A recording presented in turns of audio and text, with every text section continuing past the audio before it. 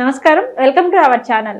November మాసంలోని ద్వాదశ రాశుల ఫలితాలు ఏ విధంగా ఉన్నాయో తెలియచేయడానికి ఈ రోజు మనతో పాటు ఉన్నారు ప్రముఖ జ్యోతిష్య, వాస్తు మరియు ఆధ్యాత్మికవేత్త, అలాగే శ్రీ విద్య ఉపాసకురాలు జయప్రద అమ్మగారు. మరి అమ్మవారితో మాట్లాడి ద్వాదశ రాశుల ఫలితాలు ఏ విధంగా ఉన్నాయో అడిగి తెలుసుకుందాం. అమ్మ నమస్కారం. అమ్మ నమస్తే అమ్మ. శ్రీమాత్రే నమః. అమ్మ, మీనరాశి వారికి వచ్చేసి ఈ నవంబర్ మాసంలోనే ఎలా ఉండబోతుంది అంటారు వీరికి ముఖ్యంగా? తప్పకుండా నాన్న. సో మీనరాశి వాళ్ళకి గోచర ఫలితాలు ఈ మాసం కాస్త ప్రతికూలంగానే కనిపిస్తుంది, అనుకూలం కంటే కూడా. కాకపోతే ఏంటంటే వీళ్ళకి జన్మరాశిలోనే రాహు ఉండడం వల్ల, ఎప్పుడైతే రాహు మీనరాశిలో ఉన్నారో అప్పటి నుంచి వీళ్ళకి అనుకునే ప్రతి విషయము ఏది పర్టికులర్గా పాప అనుకుంటారో, ఏదైతే ప్లాన్ ఆఫ్ యాక్షన్ పేపర్లో రాసుకుంటారో దానికి ఆపోజిట్ జరుగుతాయి. ఏది అనుకున్నా సరే, ఇది వాళ్ళ పొద్దున్నే నేను లేవాలనుకునే వాళ్ళు ఆ రోజు పొద్దున్నే మెలకు రాదు, అలారం మోగదు, మోగిన వినబడదు. అలాంటి పరిస్థితులు ఎదుర్కొంటూ ఉంటారు.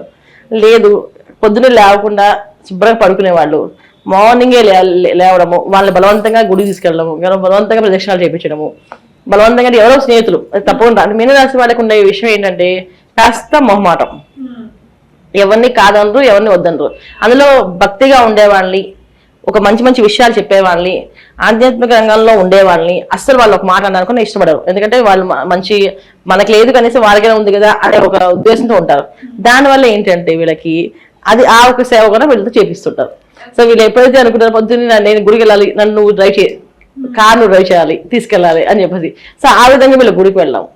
అంటే ఎవరైతే భక్తిగా ఉండరో వాళ్ళు భక్తి పరులుగా మారడం, ఎవరైతే భక్తిగా ఉంటారో వాళ్ళకి పాప అన్ని ఆపోజిట్గా, అంటే భక్తి టైంకి ఆ టైంకి లేవకపోవడం, ఆ టైం చేయలేకపోవడము, ఆ టైంకి పూజ అవ్వకపోవడము, అభిషేకం టికెట్ కొన్నా ఆ టైం టికెట్లు అయిపోయి చెప్పడము, సో వెళ్ళి ప్రేక్షకులుగా అభిషేకం చూసుకుని రావడము. అదేంటి నేను కూడా అభిషేకం చేసుకుందాం అనుకున్నాను, స్వామివారి దగ్గర అభిషేకం కావలేదు, టికెట్లు అన్నీ అయిపోయి, అయితే గుడికి వెళ్తే ఆ పెద్ద క్యూలో ఉండిపోవడము. ఇలా ప్రతిదీ ఏది అనుకుంటారో దానికి ఆపోజిట్ జరుగుతూ ఉంటుంది ఈ మీనరాశి వాళ్ళకి. ఈ మాసం కూడా కాస్త అలాంటి విషయాలే గోచర ఫలితాల్లో రాహు ఉండడం వల్ల.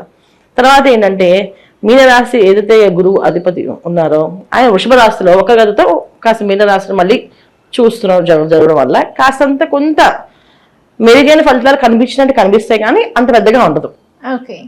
కాస్త అనిపిస్తుంది ఏదో గురువు మారారు, ఒక్క గదితో చూస్తారు కదా, మళ్ళీ మీన ధనస్సుని చూస్తుంటారు కదా, మంచి ఫలితాలు వస్తాయేమో, కానీ ఆయన అప్పటికి కూడా కాస్త ఇబ్బంది ఉంది. రవి కూడా వీళ్ళకి ప్రతికూలంగా, కుజుడు ప్రతికూలంగా, పంచమ స్థానంలో కుజుడు. సో అంటే సంతానం వల్ల వచ్చే ఇబ్బందులు, సంతానం కొంచెం అగ్రెసివ్గా మాట్లాడడం, అంటే ఎదిరించి మాట్లాడడం, పెద్దవాళ్ళని చూసి గౌరవంగా మాట్లాడకుండా కొంచెం వీళ్ళకి ఏదైతే గౌరవం కావాలనుకుంటారో ఆ గౌరవం వాళ్ళు ఇవ్వకుండా మాట్లాడడము, కాస్త సమాధానం చెప్పడము, చిన్నపిల్లలు కూడా కొంచెం గట్టిగా మాట్లాడడము, దాన్ని వీళ్ళు తట్టుకోలేక వాళ్ళని కాస్త కోప్పడము, దానివల్ల వాళ్ళు బాధపడితే వీళ్ళు బాధపడడం, ఇలా ప్రతిదీ ఒకటి కాదు లింక్ ఇలా ఇబ్బంది పడుతుంటారు.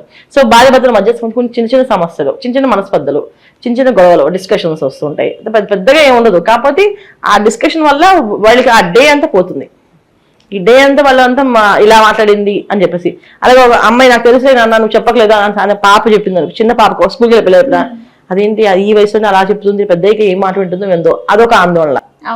ఇలాంటి మానసికమైన స్థితిని వీళ్ళని పొందుతుంటారు ఈ మీనరాశి వాళ్ళు. సో వీళ్ళు దీని నుంచి బయటపడాలంటే పరిహారాలు చక్కగా చేసుకోవడం. తర్వాత ఆర్థిక పరమైన ఇబ్బందులు అనేది ఖచ్చితంగా ఉంది. ఎందుకంటే ఆ ఖర్చు అనేది వీళ్ళు అనుకునే దానికన్నా ఎక్కువ అవుతుంటుంది. డబ్బు ఎలా వస్తున్నాయో తెలియదు, ఎలా ఖర్చు అవుతుందో అలా ఖర్చు అవుతూ ఉంటాయి. కొంతమంది ఏం చేస్తారంటే అప్పు కూడా ఆటోమేటిక్గా వీళ్ళకి పడుతుంది, చక్కగా అప్పు చేసి మళ్ళీ ఖర్చు పెడుతుంటారు. కాకపోతే ఏంటంటే ఈ మాసంలో వీళ్ళు అప్పు జోలికి వెళ్ళకూడదు. గత మాసంలో తీసుకున్నా అది వేరే విషయం. ఈ మాసంలో లోన్లు పెట్టడం కానీ లోన్లు తీసుకోవడం కానీ చేస్తే అది జీవితాంతం కట్టాల్సి వస్తుంది కనుక తీసుకోకండి.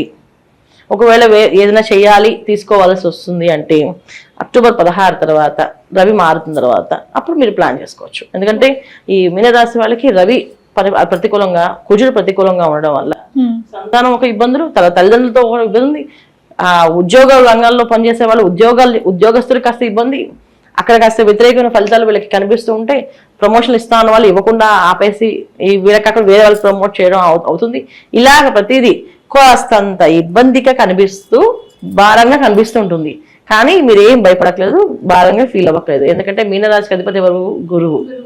సో గురువు ఎక్కడున్నా ఆయన అనుగ్రహం మనకి ఎప్పుడు ఉంటుంది.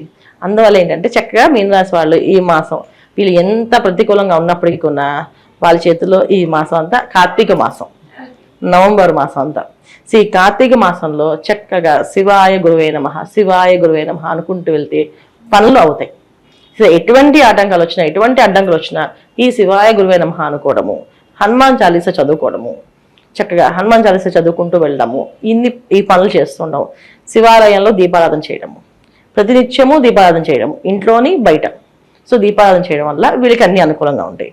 ఇంకా వీళ్ళు చేయాలి పరిహారం అనుకుంటే చక్కగా ప్రతి గురువారము శనగలు నానబెట్టి చక్కగా దాన్ని తాలింపు వేసి చక్కగా షిరిడి సాయిబాబా టెంపుల్లో కానీ దత్తాత్రేయ స్వామి గుడిలో కానీ చక్కగా పంచడం వీళ్ళ చేత్తో. ఇలా పంచడం వల్ల కూడా వీళ్ళకి అన్ని అనుకూలంగా మారే అవకాశం ఉంది. ఒక గురువు యొక్క అనుగ్రహం ఉంటే అన్ని ఆ దీనిలోకి వచ్చేస్తారు. సో అలాగా గురుబలం కోసం వీళ్ళు చక్కగా చేసుకోవచ్చు. ఈ విధంగా చేస్తుంటే అన్ని ప్రతికూలం అనేది కనిపించదు, అన్ని అనుకూలంగా మారుతాయి. తర్వాత ఇంకా బాగా పరిహారం చేస్తాము అనుకునే వాళ్ళు చక్కగా క్షేత్రాలకి తిరుపతి వెళ్ళడం కానీ, సుబ్రహ్మణ్య స్వామి క్షేత్రాలు కానీ, తిరుత్తని క్షేత్రాలు కానీ, అరుణాచలం కానీ ఇలా వెళ్ళడం, ప్రదక్షిణాలు చేయడం చాలా మంచి మంచి ఫలితాలు వస్తాయి. అన్నిటికంటే కార్తీక మాసంలో మొదటి రోజు ఏదైతే కార్తీక సోమవారం మొదటి రోజు, కార్తీక మాసం మొదటి రోజు పాడ్యమి రోజు అంటారు. సో పాడ్యమి రోజు వీళ్ళు చక్కగా 4 స్నానం చేసి, సో ఇంట్లో దీపారాధన చేసి, తర్వాత మన ఇంటి గుమ్మం దగ్గర బయట గుమ్మం దగ్గర 2 దీపాలు వెలిగించి చక్కగా తులసమ్మ దగ్గర దీపం పెట్టి ప్రదక్షిణాలు చేసి చక్కగా గుడికి వెళ్ళి గుళ్ళో దీపారాధన చేసి ప్రారంభం మంచి ఫలితాలు అందుతాయి.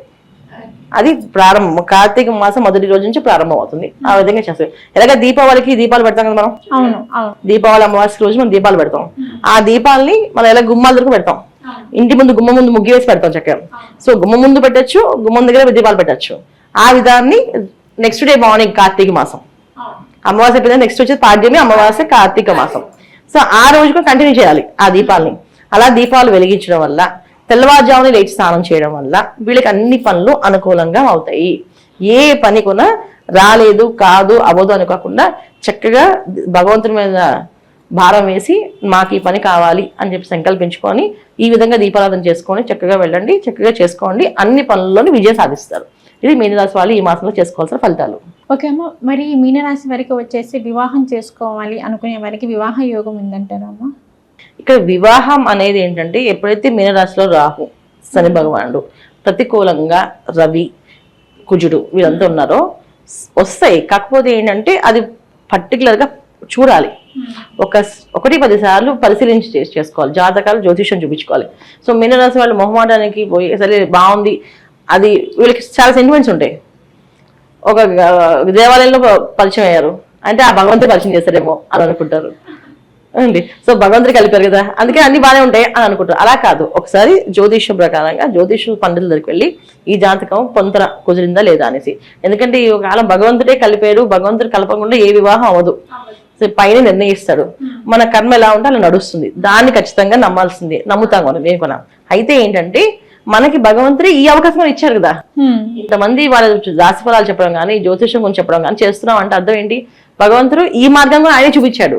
సో అందుకని 1-10 సార్లు జ్యోతిష్యం అడిగి చేసుకోవచ్చా చేసుకోవద్దా, బాగుందా లేదా అని మ్యాచ్ కుదుర్చుకుంటే అప్పుడు అనుకూలంగానే ఉంటుంది. లేకపోతే కాస్త వివాహం అవుతుంది, కాస్త మోసపోయే అవకాశం ఉంది కదా. ఎందుకంటే మీనరాశిలో రాహు ఉన్నారు కదా, అందువల్ల కాస్తంత ఇబ్బందులు అనేది ఉంటుంది. ప్రతిదీ ఆచితూచి అడుగు వేస్తే పని అవుతాయి వీళ్ళకి. ఆ విధంగా చేయమని చెప్తున్నాం. అందుకని ఎక్కువ శివారాధన, దైవారాధన, గురువు అనుగ్రహం కావాలని సాయిబాబాకి పూజలు చేసి చక్కగా చేసుకోమని చెప్తున్నా ఈ విధంగా. ఓకే అమ్మ, మీనరాశి వారికి వచ్చేసి ఈ నవంబర్ మాసంలోనే ఎటువంటి ఫలితాలు రాబోతున్నాయి, మరి వీరు ఎటువంటి పరిహారం చేసుకుంటే వీరికి ఫలితాలు బాగుంటాయి అనే వాటి గురించి అయితే మాకు చెప్పారు. ధన్యవాదాలు. నమస్తే అమ్మ. శ్రీమాత్రే నమః.